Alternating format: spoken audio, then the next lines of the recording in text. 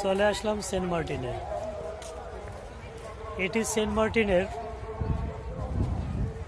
জাহাজ নোঙ্গর করার স্থান। এখানে একটি পল্টন রয়েছে। স্থানটি খুবই সুন্দর। আমরা পিছনে যে স্পিড বোট দেখতে পাচ্ছি এবং নৌকা দেখতে পাচ্ছি,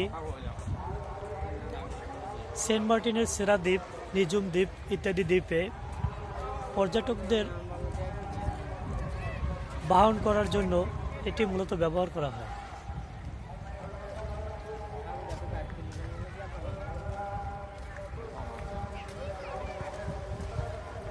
আমার পিছনে যে কুয়াশার মতো যে স্থানটি দেখা যাচ্ছে, সেই স্থানটি সেরা দ্বীপ, নিজুম দ্বীপ। এটি সেন্ট মার্টিনের দক্ষিণ সাইডে রয়েছে।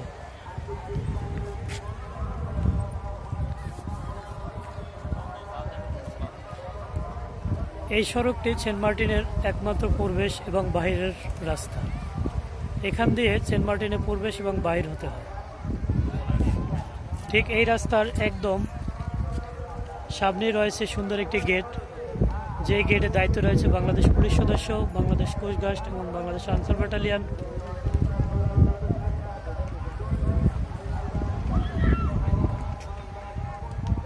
পিছনে যে জায়গাটি দেখা যাচ্ছে, এটি সেন্ট মার্টিনের উত্তর সাইড।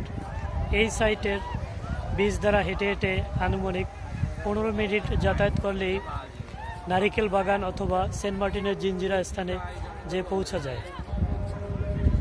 সেন্ট মার্টিন আসলে 200 বছরের পুরাতন একটি দ্বীপ। এই দ্বীপে রয়েছে 5000-এর মতো মানুষের বসবাস। এখানে একটি ইউনিয়ন পরিষদ রয়েছে।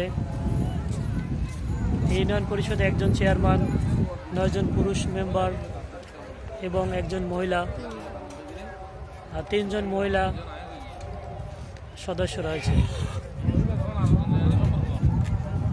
এখানে একটি সরকারি হাসপাতালও রয়েছে, কিন্তু দুঃখের বিষয় এখানে হসপিটালে কোনো ডাক্তার নেই, কারণ হাসপাতালটি বাংলাদেশ জাতীয়তাবাদী দল বিএনপি কর্তৃক প্রতিষ্ঠিত। হয়তোবা হাসপাতালটি জিয়া পরিবারের কোনো সদস্য নামেই আছে।